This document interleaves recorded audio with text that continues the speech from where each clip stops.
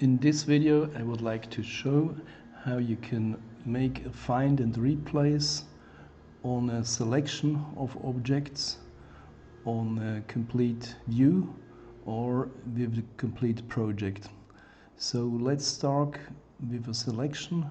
When we look at this table control which references to different elements in an indexed mode, and so we have a complete column.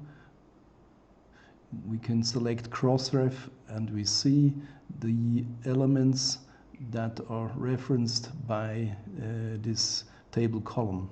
So let's say we would like to modify the column to point to a different array. So we can do it with a find and replace on the selection. So we will search for array and we'll replace it with the sub element array 2, for instance. We press this button and so the complete column now has changed the reference to a different part of the array.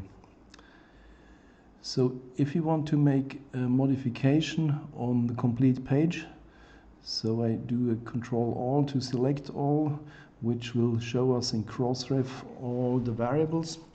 We see that they all point to the internal namespace iCells OTF, and so we say we would like to assign it to a different driver prefix. So we will take Find&Replace in View, which opens the Find and Replace tab below, and we can now define that we want to exchange iCells OTF with the driver prefix PLC1,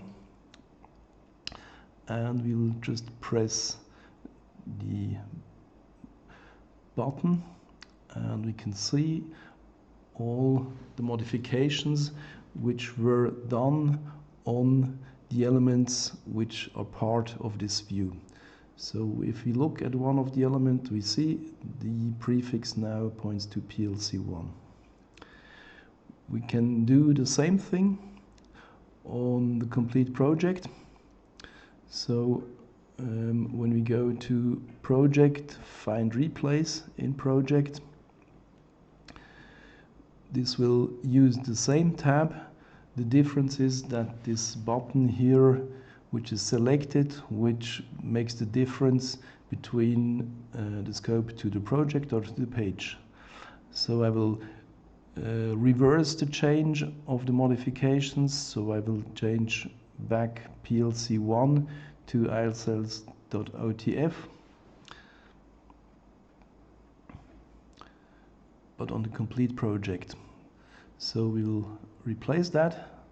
We can see that there were modifications done on several pages, and when we look at the two pages we see it was remodified to iCells OTF, and the same thing happened here where PLC1 was used before.